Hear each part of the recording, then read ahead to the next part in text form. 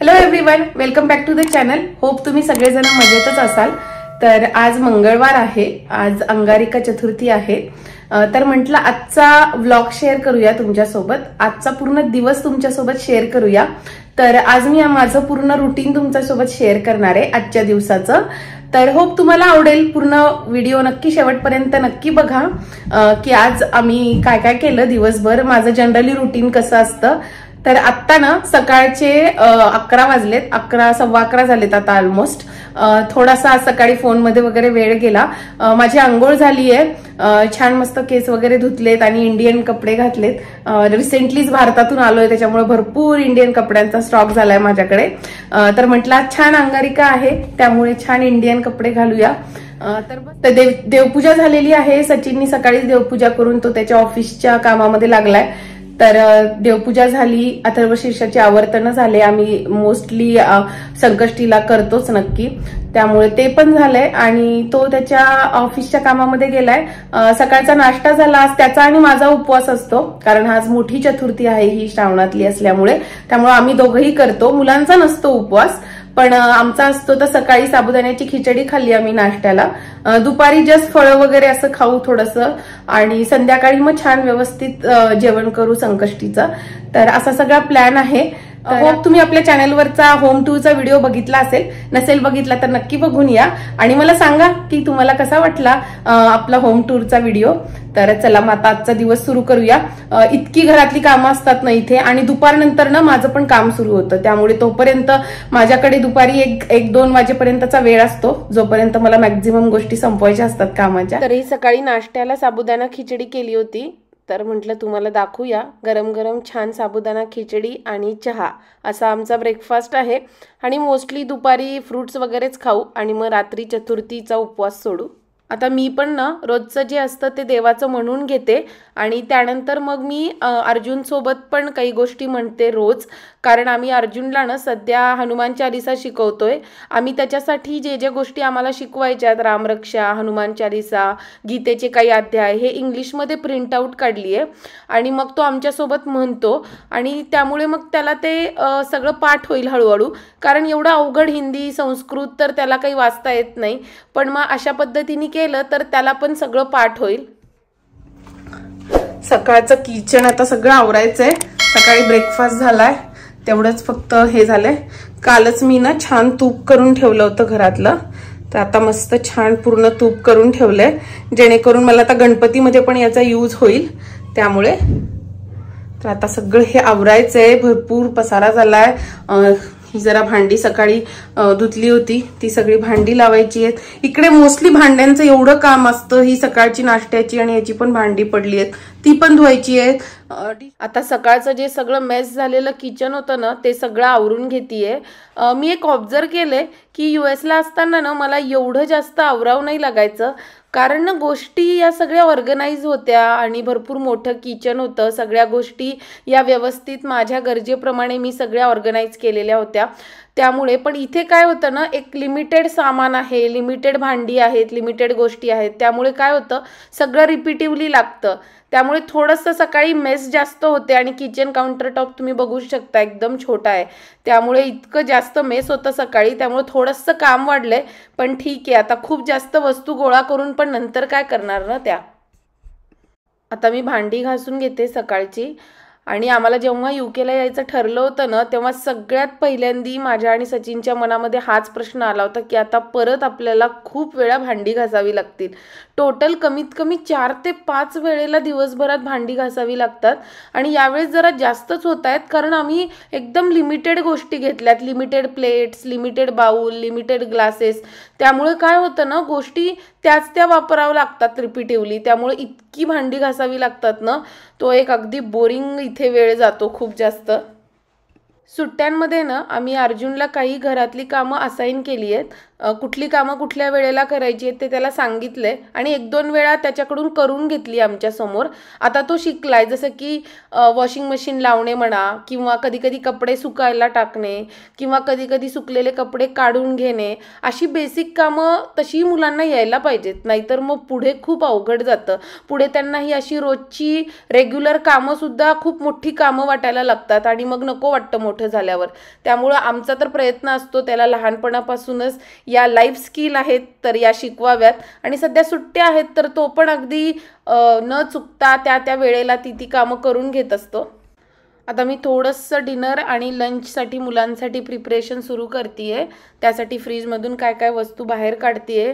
आमच्यासाठी जरा हे काल डाळिंब आणले होते सचिननी तर ते पण सोलून ठेवते. खूप छान डाळिंब मिळतात. मुलांना कालच रात्री मी विचारलं होतं की तुम्हाला काय खायचं आहे लंचमध्ये, तर खूप दिवसांपासून इथे आल्यापासून आम्ही पुरी नव्हती केली. तर मग मुलांची अशी इच्छा होती की आम्ही पुरी खातो म्हणून. तर त्यांच्यासाठी मसाला पुरी आपण जशी प्रवासात बनवतो तशी दह्यातून भिजवून केली आहे. आणि मी ट्राय करते की अशी पुरी वगैरे या गोष्टी अशा उपवासाच्या दिवशी कराव्यात. म्हणजे आपल्याला कितीही टेम्प्ट झालं, क्रेविंग झाली तरी आपण खाऊ नाही शकणार, कारण ते तसंही खूप अनहेल्दी आहे आणि सध्या मी खूप अवॉइड करते. मी पण थोडंसं माझं काम सुरू केलंय आणि अर्जुन पण या वेळेमध्ये ना त्याचा अभ्यास करत असतो. आम्ही त्याला ना त्याच्याकडून US पूर्ण करिक्युलम करून घेतो. त्यामुळे तो ऑनलाईन असतो, काही वेबसाईट्स आहेत त्यावर सगळा करिक्युलम असतो. तर तो ते करत असतो. त्याला काही प्रॉब्लेम्स आले तर तो विचारतोय आत्ता मला. आणि मग इकडे तो अभ्यास करत असतो आणि एकीकडे माझंही काम चालू असतं. साईड बाय साईड किचनमध्ये पण काही गोष्टी सुरू आहेत. तर असं ओव्हरऑल मल्टीटास्किंग हे करावंच लागतं कंटिन्युअसली. परवा इंडियन स्टोअरमधून ना हा लाल भोपळा आणलाय. तर छान मिळाला होता, एकदम ताजा. तर म्हटलं आज संध्याकाळसाठी ना याचं रायतं करूया. तर छान मस्त आवडतं आम्हाला सगळ्यांना आणि मुलं पण खातात. जनरली मी याचे ना पराठे पण करते, पण म्हटलं की आज रायता करूया. आज तसाही उपवास आहे तर संध्याकाळी रायता छान वाटेल. तर म्हटलं खराब व्हायच्या आधी पटकन करूया. तर याची थोडीशी तयारी करून ठेवते मी. आता मी ना हा भोपळा जरा स्वच्छ करून घेतेय, कापून घेतेय. आणि इतका जास्त कडक असतो हा कट करायला, त्यामुळे इतका वेळ जातो. माझा अर्धा तास गेला एवढा भोपळा कट करताना. आता मशीनमधले कपडे झालेत. तर ही मशीन आहे ना, हिची कॅपॅसिटी फार कमी आहे, त्यामुळे डेली लावावी लागते आम्हाला. आम्ही US काय करायचो, प्रत्येकाचे कपडे वेगवेगळे लावायचो आणि प्रत्येकजण आपला लोड हा वीकली लावायचो. आणि एकदा मध्ये आधे लिनन किंवा आपले बेडशीट्स म्हणतात असं सगळं ते लावायचो. पण इथे काय होतं, रोज लावावं लागतं कारण खूपच छोटी मशीन आहे.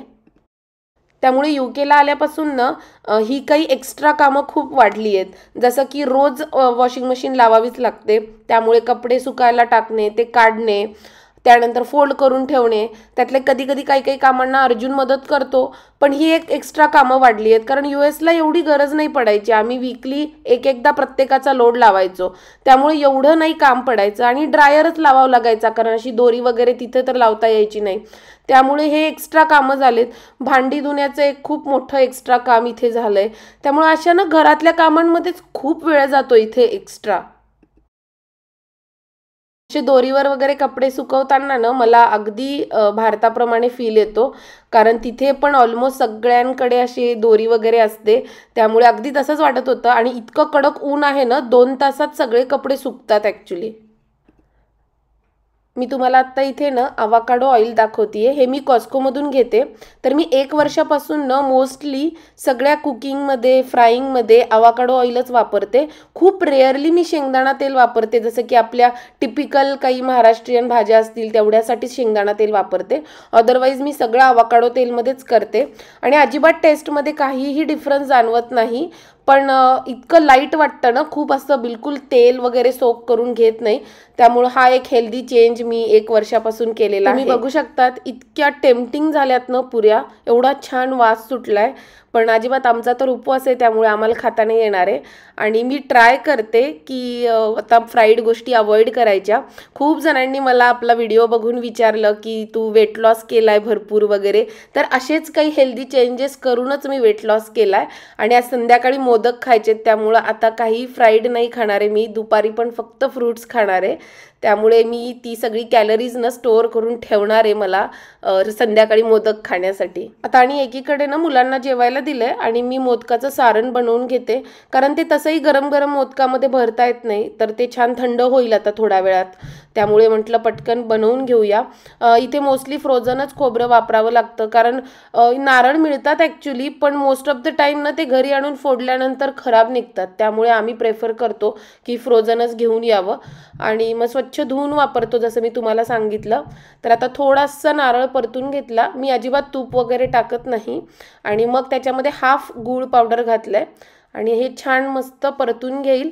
आणि त्यानंतर थोडंसं विलायची पावडर टाकेल. सगळेच जसं नॉर्मली आपण करतो मोदकांसाठी सारण तसंच, फक्त खूप लक्ष द्यावं लागतं इथे, कारण ते इंडक्शन असल्यामुळे ना खूप लक्ष देऊन अगदी कंटिन्युअस स्टर करावं लागतं, नाहीतर पटकन खाली चिटकू शकतं आणि जळू शकतं. तर आता हे सारण रेडी झालंय. तर मी आता हे डब्यात काढून ठेवलंय. तर आता हे छान 1-2 तासामध्ये मस्त थंड होईल आणि मग मोदक करूया. तर ही संध्याकाळची क्लिप आहे. मी ॲब्सोल्युटली विसरून गेले. मी जो काही मध्ये आधे काम करता करता जो काही स्वयंपाक केला तो शूट करायचा, पण जस्ट लक्षात आलं तर मी पटकन मोदक तळतानाची शूट केली आहे एक छोटीशी क्लिप. तर ती शेअर करते तुमच्यासोबत. ॲक्च्युली आता सवय पण गेली आहे, मी विसरूनच जाते की मी व्लॉग शूट करते म्हणून. आणि तसंही मी काम करताना पटकन उठून मध्ये आत्ता अर्ध्या तासात मी पोळी आणि मोदक असं दोन्ही साईड बाय साईड पटकन कंप्लीट केलं. भाजी केली आहे मी गवारीच्या शेंगाची आणि इथे मोदक आहेत, मी तुम्हाला दाखवले होते आत्ता ते. आणि इथे पोळी करून ठेवली आहे कारण उशीर होऊ शकतो ना आणि मग नंतर परत कॉल्स असतात, त्यामुळे म्हटलं पोळी करून ठेवली आहे मी. आणि फ्रीजमध्ये रायता करून ठेवलाय आणि इन्स्टंट पॉटमध्ये वरण भात लावलाय, त्यामुळे तो ना छान गरम गरम राहील. अगदी डिले टाइमला लावलाय, त्यामुळे आम्ही बाहेरून येईपर्यंत होऊन जाईल. तर आता पटकन आवरते मी आणि आम्ही जातो. आम्ही मंदिरात दर्शन घेऊन ना एका सुपर स्टोअरमध्ये आलोय. ॲक्च्युली दूध घ्यायचंय, पण इकडे काही सेलच्या डील लागल्यात, तर म्हटलं चेक करूया आणि तुमच्यासोबत पण शेअर करते. मंदिरात ना व्हिडिओग्राफी अलाउड नव्हती, त्यामुळे मी अजिबात काही शूट नाही केलं आणि नकोही वाटतं, आपण मंदिरात छान दर्शन घ्यायला जातो. तर मी हा एक फोटो काढला होता मंदिराच्या बाहेर, तो शेअर करते. इथलं सुपर स्टोअर दाखवते तुम्हाला. मी आतापर्यंत तुमच्यासोबत इतकी सारी अमेरिकेतली सुपर स्टोअर शेअर केली आहेत. आत्ता पहिल्यांदा मी तुमच्यासोबत UKचं सुपर स्टोअर शेअर करते. अगदी सेमच आहे, जशा बेसिक सगळ्या गोष्टी असतात सुपर स्टोअरमध्ये. कपड्यांचा सेक्शन आहे, फ्रूट्स, व्हेजिटेबल, ग्रोसरी आणि घरातल्या सामानांचा, तसं स्ट्रक्चर आहे, फक्त छोटं आहे. प्रत्येक सेक्शन हा छोटा आहे, लिमिटेड ऑप्शन्स आहेत, लिमिटेड आयल आहेत. कारण अमेरिकेमधल्या सुपर स्टोअरमध्ये मात्र खूप ऑप्शन्स असतात, खूप मोठे असतात. तर हे ॲजडा म्हणून जे स्टोअर आहे ना, हे वॉलमार्टचीच चेन आहे. इथे जे कपडे मिळतात ते सेम जॉर्ज ब्रँडचे मिळतात जे आपल्याकडे वॉलमार्टला मिळतात. पण मी असं ऑब्झर्व केलंय की इथल्या कपड्यांची क्वालिटी ह्या तिथल्या वॉलमार्टपेक्षा जास्त बेटर आहे. असं एक माझं ऑब्झर्वेशन आहे. कदाचित मी घेतलेले कपडे तसे निघाले असतील. मला ना हा एक स्वेटर हवा होता श्रग टाईपमधला. मी USचा घेऊन नाही आले, इथे चांगल्या डीलवर होता तर म्हटलं घेऊया. आणि आता मी तुम्हाला ना इकडचे फ्रूट आणि व्हेजिटेबलचे सेक्शन दाखवते. तर हा आहे फ्रूट आणि व्हेजिटेबलचा सेक्शन. जसा US मध्ये पण सगळे असतात फ्रूट व्हेजिटेबल, तसे सगळे फ्रूट्स आणि व्हेजिटेबल इथे मिळतात. फक्त मी एक ऑब्झर्व केलेला चेंज आहे की इथे ऑर्गॅनिक सेक्शन्स खूप कमी आहेत. म्हणजे अमेरिकेमध्ये अगदी एक आयल असतात ऑर्गॅनिक सेक्शनचे, तसे इथे कमी आहेत. मी थोडंसं रिसर्च केल्यानंतर ना जरा गुगलवर चेक केलं, तेव्हा मला कळलं की युरोपमध्ये आणि UK साईडला ना ऑलरेडी किती पेस्टिसाइड्स आणि हे जे यूज करावं याचे रूल्स खूप स्ट्रिक्ट आहेत. त्यामुळे इथे खूप गोष्टी ऑर्गॅनिक यूज करण्याची फारशी गरज पडत नाही. मॅक्झिमम ज्या गोष्टी मिळतात त्या आपण बऱ्यापैकी चांगल्याच असतात, खूप जास्त इनऑर्गॅनिक नसतात. त्यामुळे कदाचित इथे जास्त ऑर्गॅनिक सेक्शन मोठा नाही आहे. पण सगळे फ्रूट्स आणि सगळ्या व्हेजिटेबल्स सगळ्या सीझनमध्ये मिळतात. फक्त थोडे थोडे सेक्शन छोटे आहेत. दही घरातला संपला होता तर मी एक छोटासा दह्याचं पॅक घेतलंय. इथल्या सुपर स्टोअर्समध्ये ना एक अख्खा सेक्शन असतो स्पेशली इंडियन सगळ्या ग्रोसरीचा. म्हणजे तुम्ही बघू शकता इथे स्नॅक्स असू दे, त्यानंतर वेगवेगळ्या प्रकारचे ऑइल असू दे किंवा मॅगी, त्यानंतर सगळ्या डाळी, कडधान्य, वेगवेगळ्या प्रकारचे सॉस, आटा, तांदूळाचे प्रकार, फ्रोझनमध्ये मिळणारे रेडी टू ईटवाल्या गोष्टी, असे सगळं इथे एक पूर्ण सेक्शन आहे इथे पूर्ण. असं अमेरिकेमध्ये नसतो. थोड्याफार गोष्टी मिळतात पण इथे म्हणजे अगदी तुमचं पूर्ण घर चालू शकतं एवढी ग्रोसरी इथे मिळते. तर हा एक नवीन आहे चेंज. म्हणजे मला माहीत होता, पूर्वी आम्ही असताना पण असायचाच, पण म्हटलं तुमच्यासोबत शेअर करूया.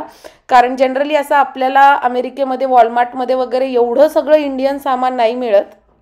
तुम्ही बघू शकता इथे रवा आहे आणि नुसता रवा नाही आहे, रव्याचे प्रकार पण आहेत, म्हणजे जाड रवा, बारीक रवा, त्यानंतर बेसन, त्यानंतर वेगवेगळ्या प्रकारच्या ग्रेव्हीज, त्यानंतर हे इथे शेजवान चटणी वगैरे, चायनीजला लागणारे सॉसेस, त्यानंतर नॉर्मल मॅगीचा सॉस, असं भरपूर मिळतं. आम्ही पण ही चटणी घेतली, आम्हाला हवी होती म्हणून. आणि असं सगळं सामान मिळतं इथे. तर आता फॉल येणार आहे नेक्स्ट मंथपासून, त्यामुळे इथे थोडंसं फॉलचं डेकोरेशन लावलं आहे. आणि तुम्ही इथे बघू शकता हा एक स्टँड होता ज्यावर आपला इंडियन गव्हाचा आटा आहे आणि पूर्ण एक स्टँड आहे ज्याच्या आम्ही अर्जुनला सांगत होतो की लास्ट टाइम आपण जेव्हा यूकेत होतो तेव्हा तुला हे खूप कपकेक आवडायचे, त्यामुळे मग तो हा आत्ता घेतोय. ॲक्च्युली त्याला काही घ्यायचे नव्हते. संध्याकाळचे 7:15 वाजलेत, म्हणजे रात्रीचेच. आत्ता आम्ही घरी आलोय, तर आता नैवेद्य दाखवतो आणि आरती करतो. कारण चंद्रोदय होईपर्यंत तर नाहीच थांबू शकत इथे, कारण तो रात्री 10-10:30ला होतो, तर इतक्या वेळ तर थांबणं शक्य नाहीये. तर आता नैवेद्य दाखवतो आणि आरती करतो. आता आरती आणि नैवेद्य करून घेतो.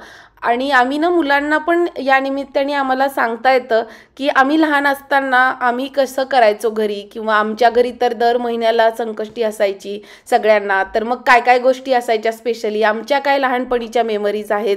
तर असे सगळे प्रसंग आपण फॉलो केले तर आपल्याला मुलांना पण ते सांगता येतात, नाहीतर मग मुलांना समजणारच नाही की अशा काही गोष्टी असतात.